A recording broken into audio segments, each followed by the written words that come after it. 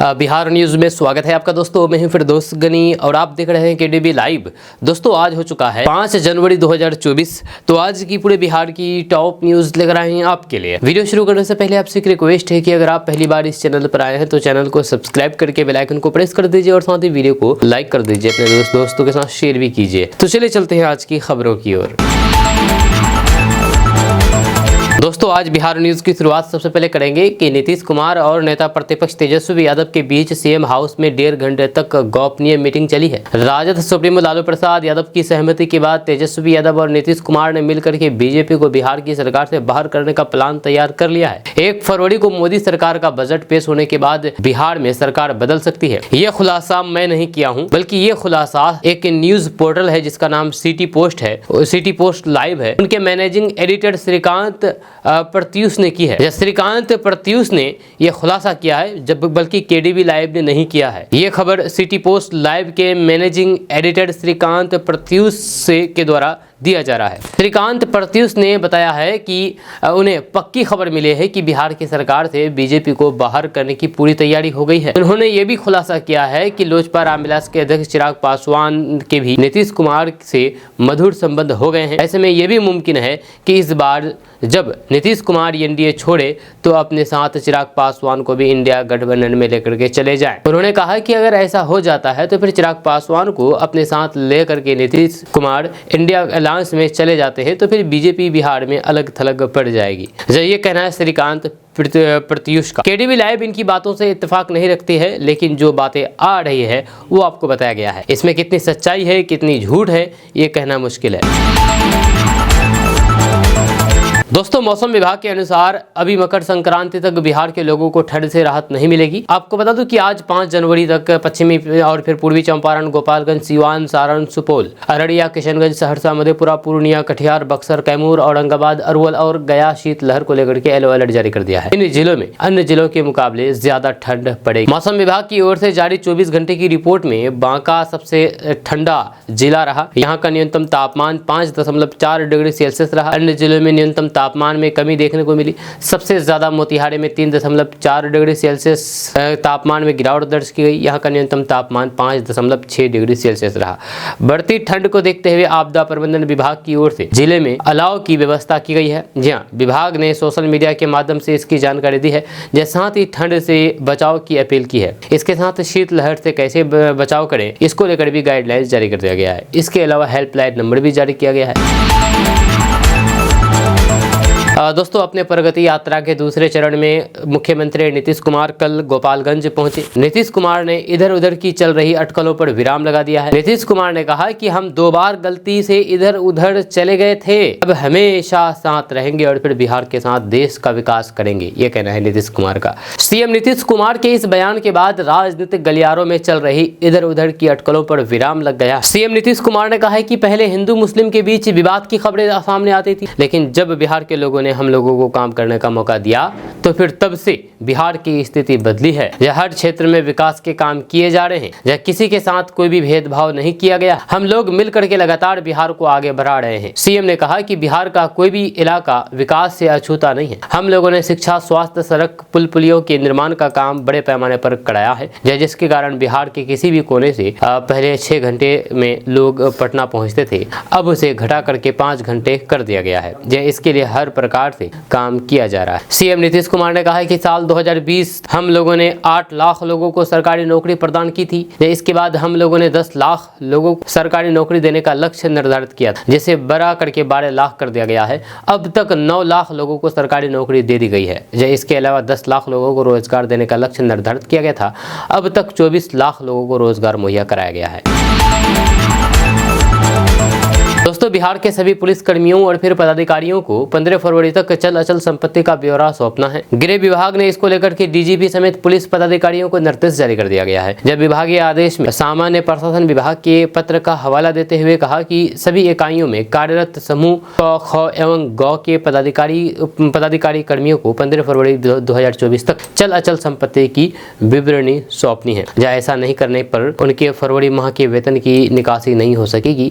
इसको लेकर के विभाग विभाग ने सभी इकाई प्रमुख को निर्देश दे दिया है। विभागीय पत्र के अनुसार 31 मार्च 2025 तक उपरोक्त समूह के सभी कर्मियों की चल अचल संपत्ति की विवरणी वेबसाइट पर सार्वजनिक की जानी है।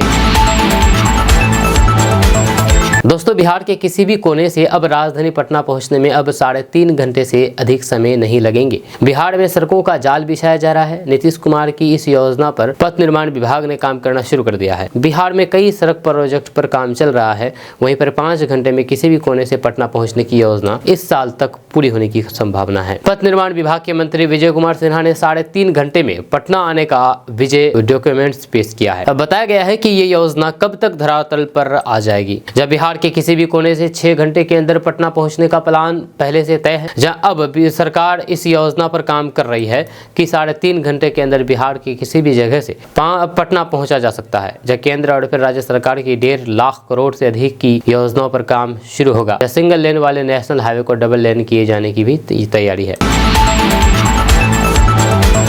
दोस्तों, बिहार में साइबर अपराध की घटनाओं में तेजी से वृद्धि हो रही है। इसके लिए जारी हेल्पलाइन नंबर 1930 पर रोजाना 5 से 5,500 कॉल आ रहे हैं। इसमें 85% कॉल वित्तीय जालसाजी से जुड़े हुए होते हैं।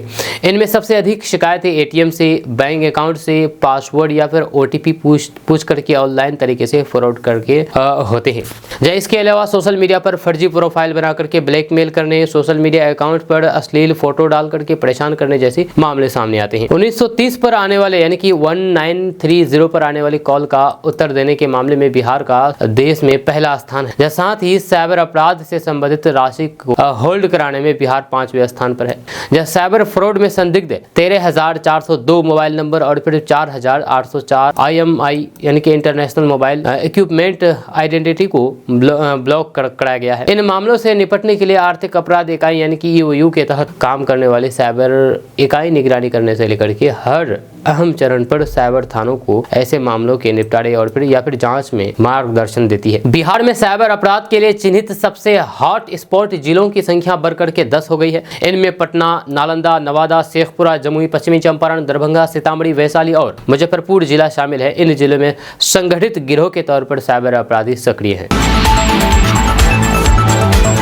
दोस्तों, आरा की रहने वाली सुमित्रा प्रसाद उर्फ रानी शाह को 40 साल के बाद नागरिकता संशोधन अधिनियम यानी कि CAA के तहत भारतीय नागरिकता मिली है। वे शहर के यानी कि आरा शहर के चित्रटोली रोड में वीजा लेकर के रह रही थी, लेकिन अब उनको भारतीय नागरिकता मिल चुकी है। यह बिहार में CAA के तहत मिली नागरिकता का ये पहला मामला है। महिला की सबसे छोटी बेटी ऐश्वर्या प्रसाद ने नवंबर 2024 में CAA के तहत आवेदन दिया था। 2 महीने के अंदर ही बेटी की कोशिश के बाद मां को भारत की नागरिकता मिल गई है, जिसको लेकर के परिवार में खुशी का माहौल है। आपको बता दूं कि महिला सुमित्रा प्रसाद उर्फ रानी शाह ने एक न्यूज चैनल से बातचीत में बताया है कि जब वो 5 साल की थी तब 1970 में अपनी बुआ के घर बांग्लादेश गई। साल 1971 में बांग्लादेश पाकिस्तान का विभाजन हो गया। जब मैंने वहां 10वीं तक की पढ़ाई की, उस दौरान बांग्लादेश के राजशाही नामक जगह पर रहती थी, जब वहां की स्थिति बहुत खराब थी। मैं वहां से 1985 में भारत आ गई, जिसके बाद कभी भी बांग्लादेश लौट करके नहीं गई, लेकिन उनको भारत में ही वीजा लेकर के रहना होता था। सुमित्रा ने बताया है कि उनके पिता के पास इतने पैसे नहीं थे कि वे अपने परिवार का भरण पोषण कर सके। पिता मदन गोपाल चौधरी को भी बेटी सुमित्रा प्रसाद, कृष्ण रानी शाह और फिर 2 बेटे विजय प्रसाद, नरेश प्रसाद थे। 6 लोगों का खर्च मदन गोपाल नहीं उठा पा रहे थे। इसी बीच मदन गोपाल चौधरी की तबीयत भी खराब हो गई, जिस वजह से सुमित्रा अपनी बुआ के घर 1970 में चली गई। सुमित्रा रानी शाह ने बताया है कि जब वे भारत लौटी तो फिर उनकी उम्र 20 साल थी। भारत लौटने के बाद वे कटिहार में अपने पिता के पास चली गई। फिर 10 मार्च 1985 को आरा शहर के चित्रटोली रोड में उनकी शादी परमेश्वर प्रसाद से हुई। उसके बाद से ही सुमित्रा आरा में अपने परिवार के साथ रहने लगी। आरा में ही पति होम अलायंस की दुकान चलाते थे। सुमित्रा को 3 बेटियां प्रियंका प्रसाद, प्रियदर्शनी और फिर ऐश्वर्या है। साल 2010 में बैंक बोन कैंसर की वजह से पति परमेश्वर प्रसाद की जान चली गई। उन्होंने बताया है कि मैं वीजा लेकर के यहाँ पर रह रही थी, हर साल वीजा के लिए परेशान होना पड़ता था, लेकिन अब नागरिकता मिल गई है, अब कोई टेंशन नहीं। दोस्तों, मुख्यमंत्री नीतीश कुमार अपने प्रगति यात्रा के दूसरे चरण में गोपालगंज को बड़ी सौगात दी है। इस दौरान सीएम नीतीश कुमार गोपालगंज में गांवों का भ्रमण करके विकास कार्यों का योजनाओं का भी समीक्षा किया है। मुख्यमंत्री नीतीश कुमार ने गोपालगंज को 139 करोड़ रुपए की योजनाओं की सौगात दिया है। वही 61 योजनाओं का उद्घाटन भी किया है। मुख्य रूप से सिधोलिया में 21 करोड़ 60 लाख रुपए की लागत से बने औद्योगिक प्रशिक्षण संस्थान यानी कि ITI का उद्घाटन किया है। दोस्तों, बिहार के लिए आज का दिन ऐतिहासिक रहा हो भी क्यों ना, क्योंकि बिहार आज पूरे देश में नंबर 1 पर आ गया है। ये कहना है स्वास्थ्य मंत्री मंगल पांडे का। उन्होंने सोनपुर के Shahpur health and wellness centre से राज्य भर में 1000 टीकाकरण कॉर्नर का उद्घाटन किया। इस दौरान मंत्री ने कहा कि मुख्यमंत्री नीतीश कुमार की सरकार ने शानदार उपलब्धि हासिल की है। स्वास्थ्य मंत्री मंगल पांडे ने कहा है कि बिहार नियमित टीकाकरण में देश में अव्वल स्थान पर पहुंच गया है। उन्होंने बताया है कि सितंबर 2024 तक बिहार में टीकाकरण की दर 87% थी, लेकिन 15 सितंबर 2024 को यहां 1000 नए टीकाकरण कॉर्नर खुल गए हैं। अब यही दर बढ़ करके 93% पहुंच गई है। नीतीश सरकार की इस पहल के बाद बिहार ने टीकाकरण में देश में शीर्ष स्थान पा लिया है। बहुत जल्द राज्य टीकाकरण में 100% तक भी पहुंच पाएगा। मंत्री मंगल पांडे ने बताया है कि प्रधानमंत्री नरेंद्र मोदी, सीएम नीतीश कुमार के प्रयास से ये सफलता मिली है। उनके नेतृत्व में चलाई जा रही योजनाओं का ही परिणाम है कि आज हम यहाँ तक पहुँचे हैं। जब उन्होंने आगे बताया है कि यहाँ बीते 3.5 महीनों में बिहार में 2000 नए टीकाकरण कॉर्नर स्थापित किए गए। आज का ये कदम टीकाकरण अभियान को लक्ष्य को तेजी से प्राप्त करने में सहायक सिद्ध होगा। स्वास्थ्य मंत्री मंगल पांडे ने आगे कहा कि टीकाकरण होने से 12 तरह की गंभीर बीमारियों से बचा जा सकता है। दोस्तों, पड़ोसी देश चीन में ह्यूमन मेटावीमोवायरस यानी कि HMPV के फैलने की खबरों के बीच भारत सरकार भी अलर्ट हो गई है। राष्ट्रीय रोग नियंत्रण केंद्र यानी कि NCDC ने श्वसन और फिर मौसमी इन्फ्लुएंजा के मामले पर नजर रखना शुरू कर दिया है। यह विभाग अंतर्राष्ट्रीय एजेंसियों के संपर्क में भी है। सूत्रों के मुताबिक केंद्र ने कहा है कि हम उस स्थिति पर बारीकी से नजर रखेंगे, जानकारी की जाँच करेंगे और फिर इसके आधार पर अपडेट करेंगे। यह डॉक्टर लैंग्स लैब के CEO डॉक्टर अर्जुन डेंग ने बताया है कि चीन में ह्यूमन मेटावीमोवायरस के प्रकोप के बाद इस वायरस के प्रसार को रोकने और फिर निगरानी बढ़ाने की जल्द जरूरत है। अधिक घनत्व वाली आबादी में यह वायरस अधिक घातक हो सकता है। दोस्तों, बिहार के दरभंगा में शनिवार को दहेज उत्पीड़न के एक आरोपी को गिरफ्तार करने गई पहुंची पुलिस टीम पर बदमाशों ने हमला कर दिया है। बताया जा रहा है कि दहेज उत्पीड़न के एक मामले में पुलिस की टीम NW तामिल कराने समस्तीपुर कोर्ट पहुंची थी। जब पुलिस ने वारंटी को गिरफ्तार किया तो फिर बदमाशों ने लहरिया सराय थाने की पुलिस पर हमला कर दिया। इस दौरान पुलिस कर्मियों से हथियार छीनने का भी प्रयास किया गया है। इस हमले में 2 सब इंस्पेक्टर और फिर 1 कांस्टेबल घायल हो गए हैं। यह घटना की जानकारी मिलने पर SSP जगुनाथ रेड्डी जला रेड्डी पुलिस बल के साथ मौके पर पहुंचे और फिर स्थिति को नियंत्रण किया है। SSP ने बताया है कि लहरिया सराय थाने की पुलिस ने समस्तीपुर फैमिली कोर्ट द्वारा जारी नोटिस के आधार पर 2 वारंटी को गिरफ्तार किया था।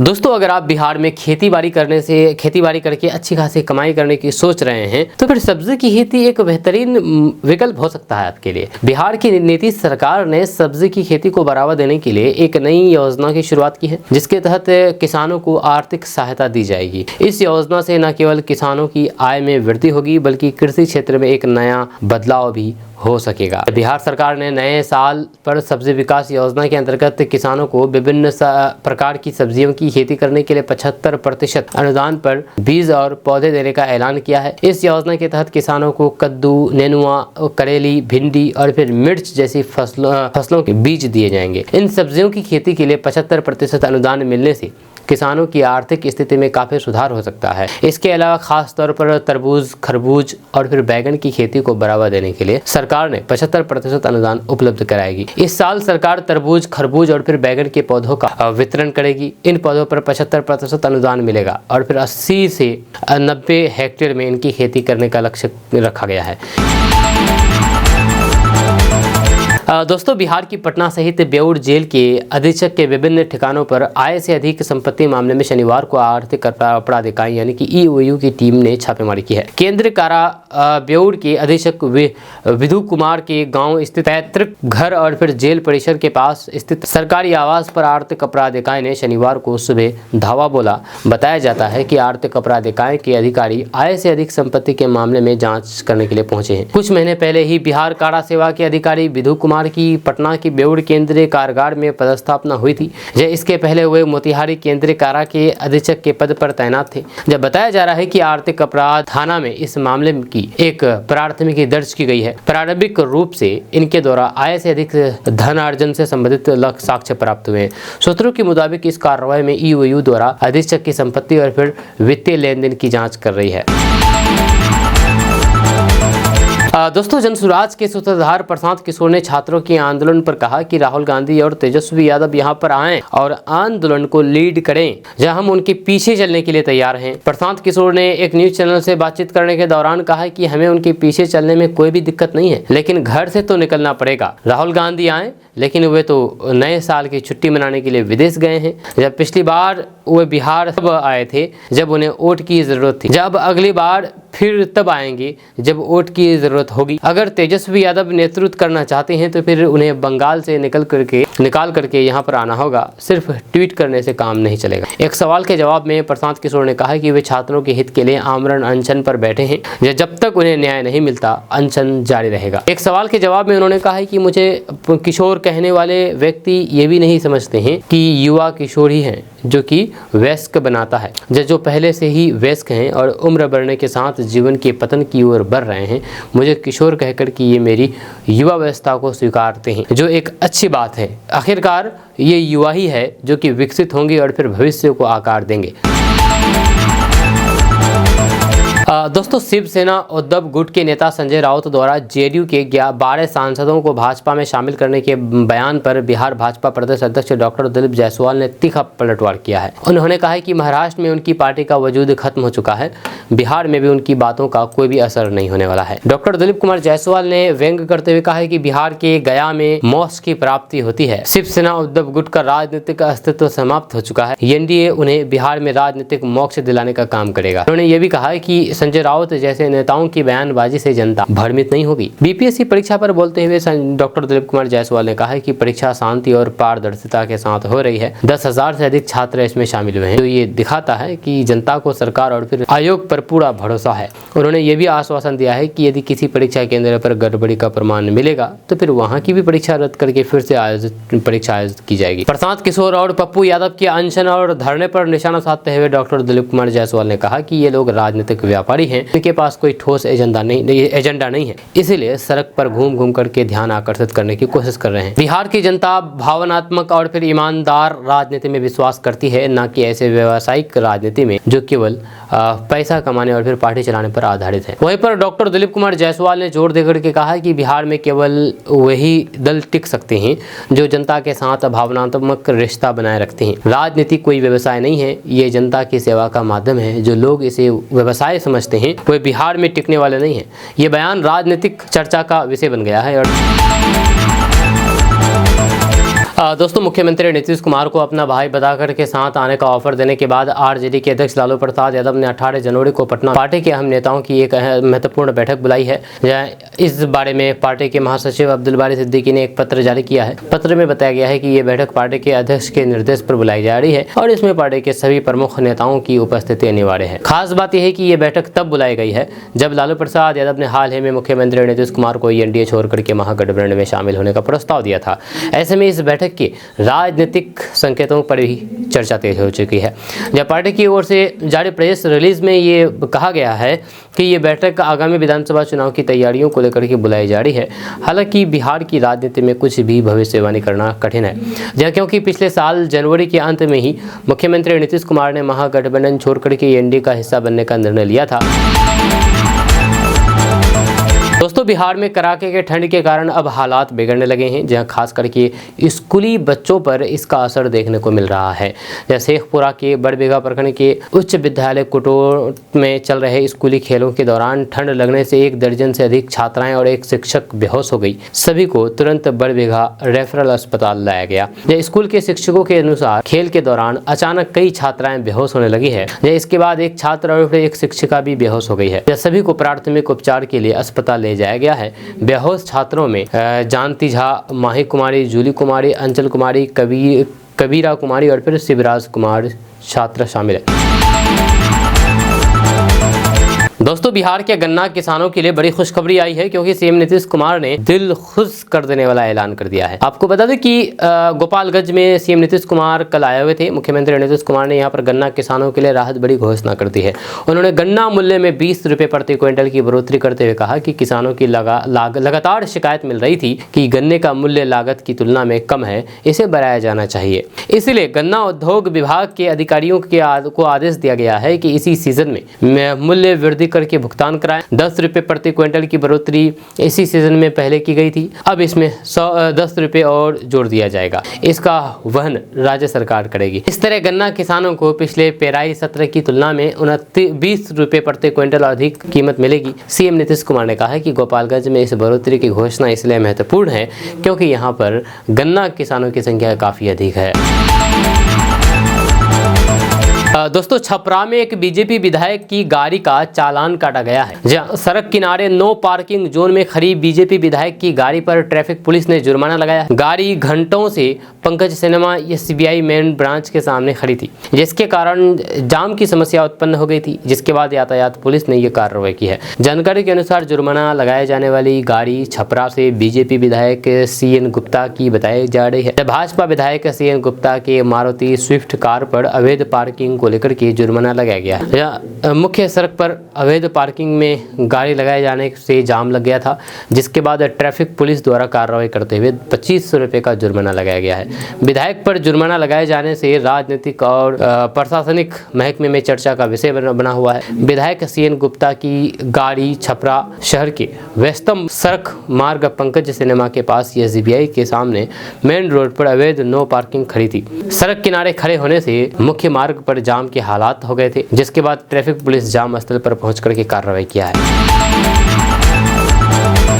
दोस्तों बीपीएससी मामले में आमरण अनशन के दौरान वेनिटी वेन के इस्तेमाल पर सवाल उठने लगे हैं। जहां अब तेजस्वी यादव ने प्रशांत किशोर की वेनिटी वेन पर सवाल उठा दिए हैं। तेजस्वी यादव ने कहा है कि वे पहले से ही कह रहे थे कि छात्रों के आंदोलन को तोड़ने और कुचलने की कोशिश की गई है। तेजस्वी यादव ने कहा है कि बीपीएससी अभ्यर्थी भी इस बात को अच्छी तरीके से जानते हैं कि उनके आंदोलन को किस तरह से हाईजैक करने की कोशिश की गई है। छात्रों ने शुरू से कहा था कि वह आंदोलन का राजनीतिकरण नहीं हो, जिसका सम्मान करते हुए हमने अभ्यर्थियों को अपना नैतिक समर्थन दिया था। जब उनके बुलाने पर उनसे मिलने भी 2 बार मुख्यमंत्री को पत्र लिख गया था और 2 बार मुख्यमंत्री को पत्र भी लिखा। उन्होंने कहा है कि विधानसभा में भी महागठबंधन के विधायकों ने बीपीएससी अभ्यर्थियों की मांग को मजबूती के साथ उठाया था। हम लगातार छात्रों से कहते रहे हैं कि यह उनका आंदोलन है और हमारा समर्थन उनके साथ हमेशा रहेगा। जन न्याय की लड़ाई में हम उनके साथ खड़े हैं, लेकिन जिस तरह से इस आंदोलन का राजनीतिकरण किया गया, क्या डील हुई है इनकी सरकार से, कैसे छात्र को लाठी से पिटवाया गया, सब लोग अच्छी तरीके से जानते हैं। जब सभी को पता है कि कौन लोग हैं जो आंदोलन को कुचल रहे हैं। तेजस्वी यादव ने कहा है कि प्रशांत किशोर ने आज तक कभी नहीं कहा और स्पष्टीकरण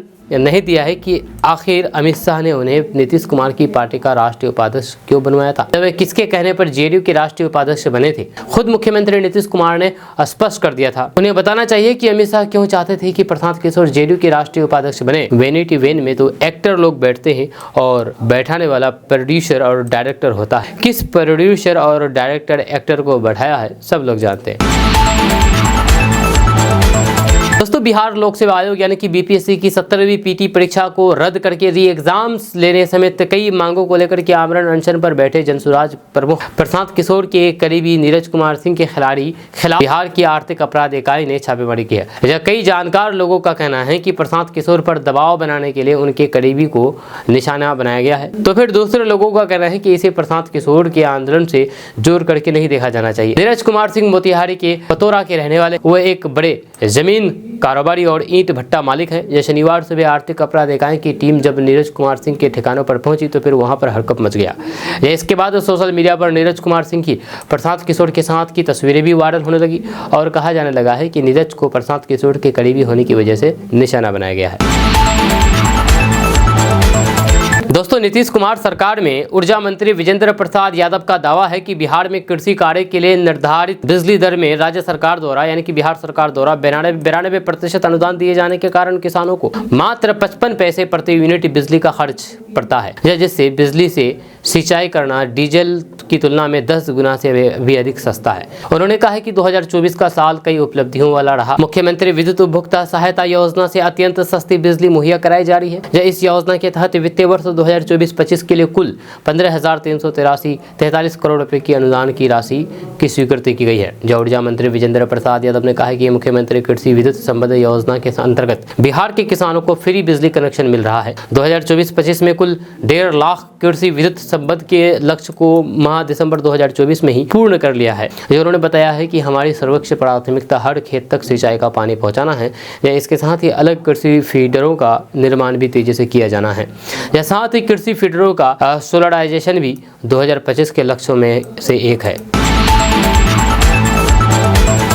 दोस्तों, बिहार के पूर्णिया जिला से बड़ी खबर सामने आ रही है। यहाँ पर नेशनल हाईवे 31 पर पीएनजी गैस पाइप में आग लग गई। जब पीएनजी गैस पाइप में आग लगने के बाद वहां पर अफरा तफरी की स्थिति बन गई। बताया जा रहा है कि अफरेल चौक पर नहर के पास पीएनजी गैस पाइप में आग लगी है, जहाँ आग की लपटें लगभग 50 फीट तक ऊपर उठ रही थी। जब दूर से ही आग की लपटें और फिर आसमान में उठते हुए धुएं को देखा जा सकता था। जब बताया जा रहा है कि पाइप जमीन से लगभग 1.5 मीटर नीचे था। इस आग लगी की वजह से वहां करीब 45 मिनट तक सड़क पर जाम लग गया।